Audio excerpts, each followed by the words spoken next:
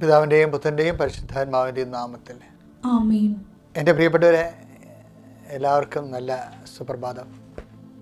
ഈ ദിവസങ്ങളിൽ എല്ലാവരും ഈ ശുശ്രൂഷ, അതായത് അനുദിന അനുഗ്രഹ പ്രാർത്ഥനയിൽ പങ്കെടുക്കുന്നതിൽ വലിയ സന്തോഷമുണ്ടായി. നിങ്ങളെ പങ്കെടുക്കുന്നതിനാൽ ഇപ്പം തന്നെ അത് ഷെയർ ചെയ്യുകയും ചെയ്യണം. കാര്യം നമ്മുടെ പ്രത്യക്ഷിക്കുന്ന പ്രാർത്ഥന 20,000 ആയിരുന്നു നേരത്തെ ആദ്യകാലങ്ങളിൽ ആൾക്കാർ പറഞ്ഞുകൊണ്ടിരുന്നത്. ഇപ്പോഴത് 60,000 ഉയർന്നു. അപ്പോൾ ജനങ്ങളിത് അക്സെപ്റ്റ് ചെയ്തു. ഈ ശുശ്രൂഷ ഇനിയുള്ള ദിവസങ്ങൾ അത് വളരെ വർദ്ധിക്കുമെന്ന് എനിക്കറിയാം. കാര്യം ജനങ്ങൾ ആവശ്യപ്പെടുന്ന ഒരു ശുശ്രൂഷയാണ്. കാര്യം നമ്മളൊരു രാവിലെ കണ്ണും തിരുമ്പി എഴുന്നേൽക്കുമ്പോൾ കർത്താവിൻ്റെ നാമത്തിൽ, പിന്നെ കർത്താവിൻ്റെ കൈ പിടിച്ചുകൊണ്ട് പോകാൻ വേണ്ടിയുള്ള ആശീർവാദം വായിക്കുന്ന പ്രാർത്ഥനയാണ്. ഈ പ്രാർത്ഥനയിൽ എല്ലാ ജീവിതത്തിൻ്റെ എല്ലാ മണ്ഡലങ്ങളും സ്പർശിച്ചുകൊണ്ട് നിങ്ങളെ ശക്തീകരിച്ചും ബലപ്പെടുത്തിയുമാണ് ഇവിടെ നിങ്ങൾ എഴുന്നേറ്റ് വരുമ്പോൾ തന്നെ ജീവിതത്തിലോട്ട് പോകുന്നത്.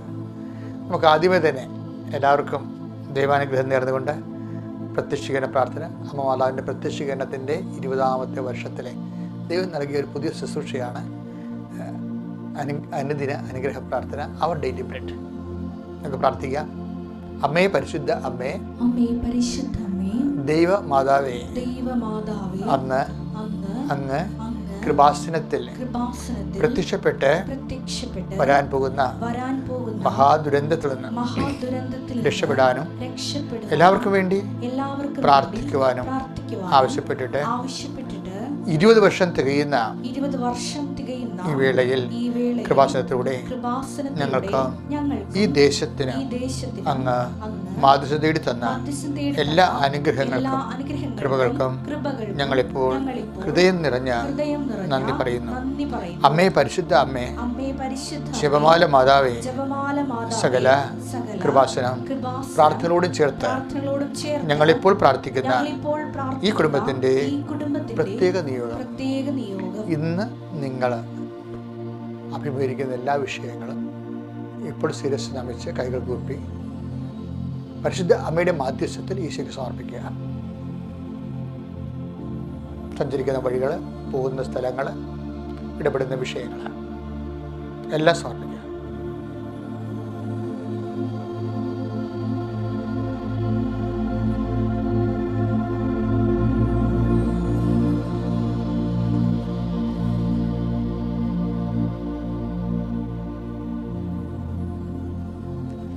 പ്രാർത്ഥിക്കുക. അമ്മയുടെ പ്രത്യക്ഷീകരണത്തിന്റെ ഈ ദ്വാദശവേളയിൽ ഈ നിയോഗങ്ങളെല്ലാം ഞങ്ങൾക്ക് സാധിച്ചു തരുവാൻ കഴിയണമേ. വിശ്വാസ പ്രമാണം. സർവശക്തനായ പിതാവും ആകാശത്തിന്റെയും ഭൂമിയുടെയും സൃഷ്ടാവുമായ ദൈവത്തിൽ ഞാൻ വിശ്വസിക്കുന്നു. അവിടുത്തെ ഏകപുത്രനും ഞങ്ങളുടെ കർത്താവുമായ ഈശോ മിശിഹായിലും ഞാൻ വിശ്വസിക്കുന്നു. ഈ പുത്രൻ പരിശുദ്ധാത്മാവിനാൽ ഗർഭസ്ഥനായി കന്യകാമറിയത്തിൽ നിന്ന് പിറന്ന് പൊന്തിയോസ് പീലാത്തോസിന്റെ കാലത്ത് പീഡകൾ സഹിച്ച് കുരിശിൽ തറയ്ക്കപ്പെട്ട് മരിച്ച് അടക്കപ്പെട്ട് പാതാളങ്ങളിൽ ഇറങ്ങി മരിച്ചവരുടെ ഇടയിൽ നിന്ന് 3-ാം നാൾ ഉയർത്ത് സ്വർഗത്തിലേക്ക് എഴുന്നള്ളി സർവശക്തിയുള്ള പിതാവായ ദൈവത്തിന്റെ വലത്തുഭാഗത്തിരിക്കുന്നു. അവിടെ നിന്ന് ജീവിക്കുന്നവരെയും മരിച്ചവരെയും വിധിക്കുവാൻ വരുമെന്നും ഞാൻ വിശ്വസിക്കുന്നു. പരിശുദ്ധാത്മാവിലും ഞാൻ വിശ്വസിക്കുന്നു. വിശുദ്ധ കത്തോലിക്കാ സഭയിലും പുണ്യവാന്മാരുടെ ഐക്യത്തിലും പാപങ്ങളുടെ മോചനത്തിലും ശരീരത്തിന്റെ ഉയർപ്പിലും നിത്യമായ ജീവിതത്തിലും ഞാൻ വിശ്വസിക്കുന്നു. ആമേൻ. സ്വർഗ്ഗസ്ഥനായ ഞങ്ങളുടെ പിതാവേ, അങ്ങയുടെ നാമം പൂജിതമാകണമേ. അങ്ങയുടെ രാജ്യം വരണമേ. അങ്ങയുടെ തിരുമനസ് സ്വർഗത്തിലെ പോലെ ഭൂമിയിലുമാകണമേ. അന്നു വേണ്ടുന്ന ആഹാരം ഇന്ന് ഞങ്ങൾക്ക് തരണമേ.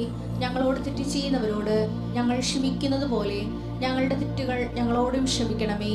ഞങ്ങളെ പ്രലോഭനത്തിൽ ഉൾപ്പെടുത്തരുതേ, തിന്മയിൽ ഞങ്ങൾ രക്ഷിക്കണമേ. ആമേൻ. നന്മ നിറഞ്ഞ മറിയമേ, സ്വസ്തി. കർത്താവ് അങ്ങയുടെ കൂടെ സ്ത്രീകളിൽ അങ്ങ് അനുഗ്രഹിക്കപ്പെട്ടവളാകുന്നു. അങ്ങയുടെ ഉദരത്തിൻ ഫലമായി ഈശോ അനുഗ്രഹിക്കപ്പെട്ടവനാകുന്നു. പരിശുദ്ധ മറിയമേ, തമ്പുരാന്റെ അമ്മേ, പാപികളായ ഞങ്ങൾക്ക് വേണ്ടി ഇപ്പോഴും ഞങ്ങളുടെ മരണസമയത്തും തമ്പുരാനോട് അപേക്ഷിക്കണമേ. ആമേൻ. എൻ്റെ പ്രിയപ്പെട്ടവരെ, നമ്മൾ ഇന്ന് കടന്നു പോകുന്ന എല്ലാ മണ്ഡലങ്ങളെയും ഒരു നിമിഷം നമുക്ക് കർത്താവിന് സമർപ്പിക്കാം. ഇന്ന് ആശുപത്രി പോകുന്നവരുണ്ട്, ജോലിക്ക് പോകുന്നവരുണ്ട്, ജോലിയില്ലാതെ വിഷമിച്ച് അതിനുവേണ്ടി അന്വേഷിക്കാൻ പോകുന്നവരുണ്ട്. അതുപോലെ തന്നെ വ്യത്യസ്തങ്ങളായ വ്യാകുലങ്ങൾ കാരണം ഒരു തീരുമാനം എടുക്കാൻ കഴിയാത്തവരുണ്ട്. എന്ത് തീരുമാനം എടുക്കും? കർത്താവ്, നീ ഒരു തീരുമാനം പറഞ്ഞു തന്നതിനെ കൊള്ളാമായിരുന്നു എന്ന് വിചാരിച്ച് മനസ്സിൽ സൗമ്യമാവും നിശബ്ദമായി പ്രാർത്ഥിക്കുന്നവരുണ്ട്. ഓരോരുത്തരെയും ആശ്രയിച്ച് അവർ യേശു പറഞ്ഞിരുന്നെങ്കിൽ, ആ പരീക്ഷയ്ക്ക് ജയിച്ചിരുന്നെങ്കിൽ, അവർ നമുക്ക് അനുകൂലമായി നമ്മൾ നിന്നിരുന്നെങ്കിൽ എന്നൊക്കെ വിചാരിച്ചുകൊണ്ട് പ്രാർത്ഥിക്കുന്നവരുണ്ട്. അങ്ങനെ എല്ലാ മണ്ഡലങ്ങളെയും നമുക്ക് സമർപ്പിച്ചുകൊണ്ട് ഇന്നത്തെ പ്രാർത്ഥനയിൽ നമുക്ക് അനുഗ്രഹങ്ങൾ ഈശോയുടെ നാമത്തിൽ പ്രാർത്ഥിച്ച് അനുഗ്രഹം പ്രാപിക്കാം.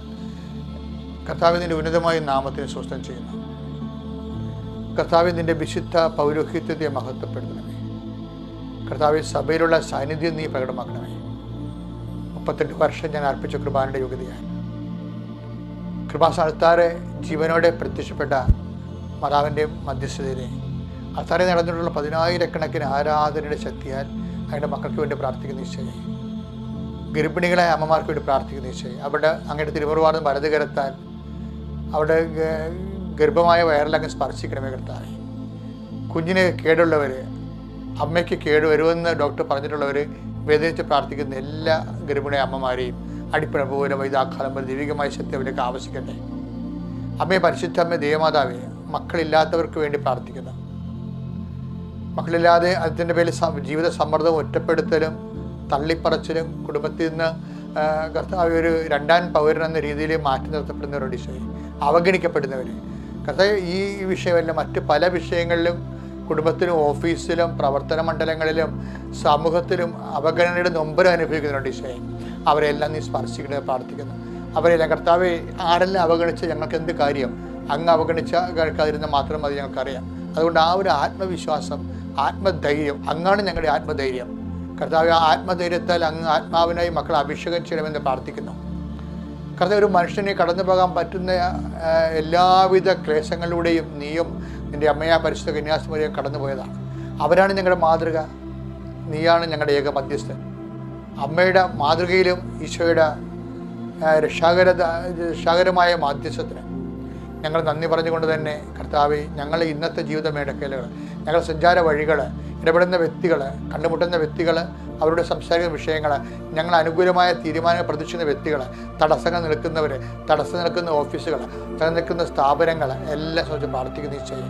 കർത്താവ്, ഞങ്ങൾ അശക്തരാണ്, ഞങ്ങൾക്ക് അതിന് കഴിവില്ല, ഞങ്ങൾക്ക് അതിൻ്റെ ഭയമുണ്ട്, ഉത്കണ്ഠയുണ്ടെന്ന് വിചാരിക്കുന്ന ഓരോ വിഷയത്തിൻ്റെ മേലും കർത്താവിൻ്റെ ശക്തി പരിശുദ്ധമ്മയുടെ മധ്യത്തിൽ നിറയട്ടെ. എൻ്റെ കർത്താവിൻ്റെ ഉന്നതമായ നാമത്തിൽ, സഭയുടെ അധികാരത്തിൽ, കുരിശടയാളത്തിൽ, മിന്നൽപ്പിണ പോലെ കർത്താവിൻ്റെ ശക്തിയിലേക്ക് ആവശ്യിക്കട്ടെ. Lord, infuse your spirit. Lord, infuse your spirit of power. Lord, infuse your spirit of power and grace. Thank you, Jesus. We praise you, Jesus. Hallelujah.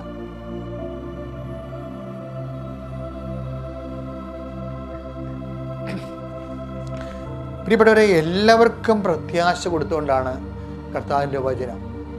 അതായത് ലീസ്റ്റ് ആയിട്ടുള്ള ആൾക്കാർ, ഏറ്റവും മോശം ചില ആൾക്കാർ പറയുന്നത് ഞാൻ കൊലപാതകം ചെയ്തിട്ടുണ്ട്, അല്ലെങ്കിൽ ഞാൻ ഭയങ്കരമായിട്ടുള്ള അഴുക്കിൽ ജീവിക്കുന്ന ആളാണ്, എനിക്ക് ദൈവത്തെ കൊണ്ട് പ്രയോജനമില്ല, ദൈവത്തിന് അടുക്കാൻ എനിക്ക് പറ്റത്തില്ല, അങ്ങനെയൊക്കെ നിരാശപ്പെട്ട് ജീവിക്കുന്നവരുണ്ട്. നിങ്ങൾക്കറിയാമല്ലോ, നിരാശ എന്ന് പറയുന്നത് ഏറ്റവും, അതായത് ഞാൻ ഇടയ്ക്ക് ഈശോയുടെ ഒരു വചനം ഓർക്കും. എന്താണെന്നറിയാമോ? പ്രത്യേകം നിങ്ങൾക്ക് ചിലപ്പോൾ ഗുണം ചെയ്യും. ഈ അതായത് ഈ നടപടി പുസ്തകം അല്ലെങ്കിൽ യോഹന്നാൻ്റെ സുവിശേഷമാണ്. യോഹന്നാൻ്റെ സുവിശേഷം 5-ാം അധ്യായത്തിൽ 28-ാമത് വചനമാണ്. ഒന്ന് വായിച്ചാൽ യോഹന്നാൻ 5:28. യോഹന്നാൻ 5:28. ഇതിൽ നിങ്ങൾ വിസ്മയിക്കേണ്ട, എന്തെന്നാൽ കല്ലറകളിലുള്ളവരെല്ലാം അവൻ്റെ സ്വരം ശ്രവിക്കുന്ന സമയം വരുന്നു. ഞാൻ ആ ഭാഗത്ത് നിന്ന് അത്ര എടുക്കുന്നുള്ളൂ. എന്താ കാര്യം വെച്ച് കഴിഞ്ഞാൽ, അവിടെ ഈശോ പറയണത് കല്ലറയിലുള്ളവരെല്ലാം അവൻ്റെ സ്വരം ശ്രവിക്കുന്ന കാലം വരുന്നു. കാര്യം മനുഷ്യൻ്റെ ജീവിത ഹൃദയം പലപ്പോഴും ഒരു കല്ലറയുടെ പോലെയാണെന്ന് ഈശോ പറയണത്. ജീവിതവും അകവും ഒക്കെ കല്ലറയ്ക്ക് ഒരു സിംബോളിസമായി. ഈശോ ചില നെഗറ്റീവായിട്ടുള്ള സാഹചര്യങ്ങൾക്ക് കർത്താവ് കല്ലറയുമായിട്ട് ഉപയോഗിച്ചിട്ടുണ്ട്. അത് ഉദാഹരണത്തിന് നമുക്ക് നോക്കുകയാണെങ്കിൽ റോമാലേഖനമില്ലേ, റോമാലേഖനം 3:13 എടുത്തേ. അവരുടെ തൊണ്ട തുറന്ന ശവക്കുഴിയാണ്. ശവക്കുഴി വീണ്ടും വരാണ്ടല്ലേ, അവരുടെ തൊണ്ട തുറന്ന ശവക്കുഴിയാണ്. അവർ തങ്ങളുടെ നാവ് വഞ്ചനയ്ക്ക് ഉപയോഗിക്കുന്നു. അപ്പൊ വഞ്ചന ചെയ്യുന്നവർക്ക് അറിയാം വഞ്ചനയാണ് ചെയ്യണമെന്ന് അറിയാം, അറിഞ്ഞുകൊണ്ട് അവർ ചെയ്യും. എന്താ കാര്യം? അവർക്കത് ചെയ്യാതെ അവരുടെ സ്വഭാവം അതാണ്. അപ്പൊ അങ്ങനെയുള്ളവരെയും ശവക്കുഴിയായിട്ടാണ് ദൈവം കാണുന്നത്. അവരുടെ അധരങ്ങളുടെ ചുവട്ടിൽ സർപ്പവിഷമുണ്ട്. ഇനി അതുപോലെ തന്നെ മത്തായിയുടെ സുവിശേഷം 23:27 എടുത്തേ. കപടനാട്യക്കാരായ നിയമജ്ഞരെ ഫരീസേരെ. കപടനാട്യക്കാര് നേരത്തെ പറഞ്ഞിരുന്ന വഞ്ചനയാണ്, അത് ശവക്കുഴിയാണെന്നാണ് പറയണത്. ഇപ്പൊ എന്താ പറയണത്? കപടനാട്യം ഒന്ന് വെച്ചോണ്ട് വേറെ ഒന്ന് കാണിക്കുന്നത്. കപടനാട്യക്കാര്, നിയമജ്ഞരെ, ഫരിസേയര്. നിങ്ങൾക്ക് ദുരിതം. അവർക്ക്, അതായത് നിങ്ങൾക്ക് ദുരിതം. നിങ്ങൾ വെള്ളയടിച്ച കുഴിമാടങ്ങൾക്ക് സദൃശ്യമാണ്. അതാ സംഭവം. കുഴിമാടമാണ്, വെള്ളയടിച്ചാണ്. പക്ഷെ വെള്ള പുറത്ത് കാണുമ്പോൾ നല്ല സുന്ദരയുടെ കാണപ്പെടും. പക്ഷെ നിങ്ങളോട് അടുത്ത് കഴിയുമ്പോൾ അവർ ചതിക്കപ്പെടും. അതെന്തുമാത്രം മനുഷ്യരാണ് എങ്ങനെ വരുന്നത്? സംസാരിക്കുമ്പോൾ അരക്ക് തെച്ച സംസാരമായിരിക്കും, നമ്മൾ ഇടപെട്ട് കഴിയുമ്പോൾ ചതിക്കുഴി വീഴും. അപ്പോൾ ഇങ്ങനെയുള്ള എല്ലാ സ്വഭാവങ്ങളുടെ പേരിലും അതിനെല്ലാം ഈശോ ശവക്കുഴി, കുഴിമാടം, വെള്ളടിച്ച കുഴിമാടം, ഇങ്ങനെയൊക്കെയാണ് പറയണത്.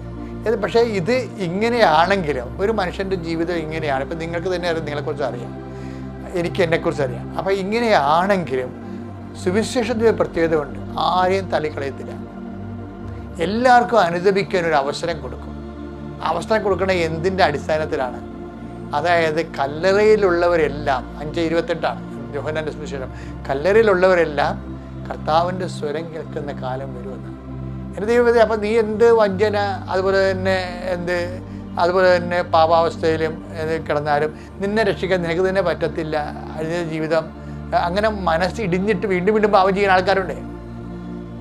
ഇനി ഞാൻ രക്ഷപ്പെടത്തില്ല, ഇപ്പം കുടിയെന്ന് ഞാൻ മാർത്ത് വിചാരിച്ചോണ്ട് പിന്നെ കുടിക്കണമില്ലേ?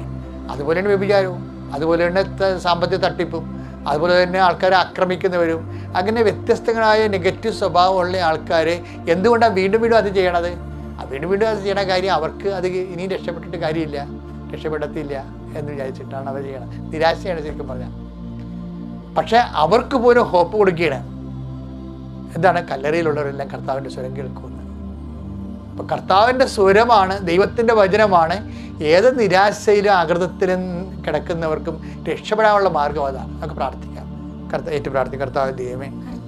ദൈവമേ, കല്ലറയുള്ളവർക്ക് പോലും പ്രത്യാശ നൽകുന്ന നിന്റെ സ്വരം കേൾക്കാൻ എന്റെ പാപാവസ്ഥയിലും ഞാൻ കുതിക്കുന്നു.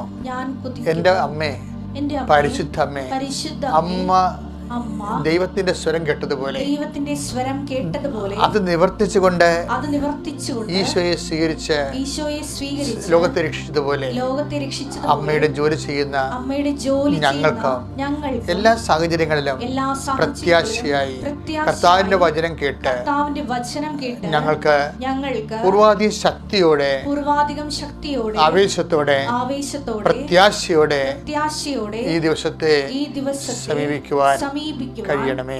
ശ്രുതികട്ടെ. ഹല്ലേലൂയ. യേശുവേ സ്തോത്രം. ഹല്ലേലൂയ. സ്തോത്രം. ഹല്ലേലൂയ. സ്തോത്രം. എൻ്റെ കർത്താവിന്റെ ഉന്നതമായ നാമത്തിൽ സഭയുടെ അധികാരത്തെക്കുറിച്ച് അടയാളത്തിൽ ദൈവശക്തിയെ ഞാൻ മക്കളെ ആശീർവദിക്കുന്നു. Have A good